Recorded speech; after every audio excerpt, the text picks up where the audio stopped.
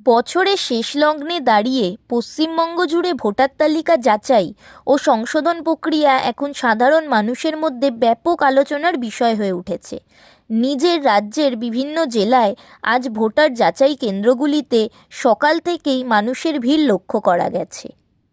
নির্বাচন কমিশনের উদ্যোগে চালু হওয়া এই প্রক্রিয়ার মূল উদ্দেশ্য হল ভোটার তালিকাকে আরও স্বচ্ছ ও নির্ভুল করা। ভুল বানান, ঠিকানার পরিবর্তন, মৃত ভোটারের নাম বাদ দেওয়া এবং নতুন ভোটারদের নাম অন্তর্ভুক্ত করাই এই যাচাইয়ের প্রধান লক্ষ্য। তবে এই প্রক্রিয়াকে ঘিরে সাধারণ মানুষের মধ্যে মিশ্র প্রতিক্রিয়া দেখা যাচ্ছে। অনেকেই বলছেন ভোটার তালিকা পরিষ্কার হওয়া জরুরি, আবার কেউ কেউ অভিযোগ করেছেন নথিপত্রের অভাবে তাদের সমস্যায় পড়তে হচ্ছে।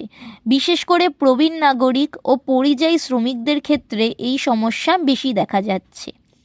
নির্বাচন কমিশনের পক্ষ থেকে জানানো হয়েছে, কেউ যেন অকারণে ভোটাধিকার থেকে বঞ্চিত না হন, সে বিষয়ে আধিকারিকদের স্পষ্ট নির্দেশ দেওয়া হয়েছে। অভিযোগ থাকলে নির্দিষ্ট প্রক্রিয়ার মাধ্যমে তা জানানো যাবে এবং প্রয়োজনে শুনানির ব্যবস্থাও রাখা হয়েছে। রাজনৈতিক মহলেও এই ইস্যু চাপানুতর অব্যাহত।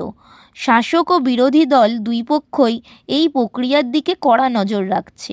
রাজনৈতিক বিশ্লেষকদের মতে ভোটার তালিকা সংক্রান্ত বিষয় আগামী নির্বাচনের আগে রাজনীতিতে বড় প্রভাব ফেলতে পারে। সব মিলিয়ে বলা যায়, বছরের শেষে ভোটার তালিকা যাচাই পশ্চিমবঙ্গের গণতান্ত্রিক প্রক্রিয়ার এক গুরুত্বপূর্ণ অধ্যায় হয়েছে।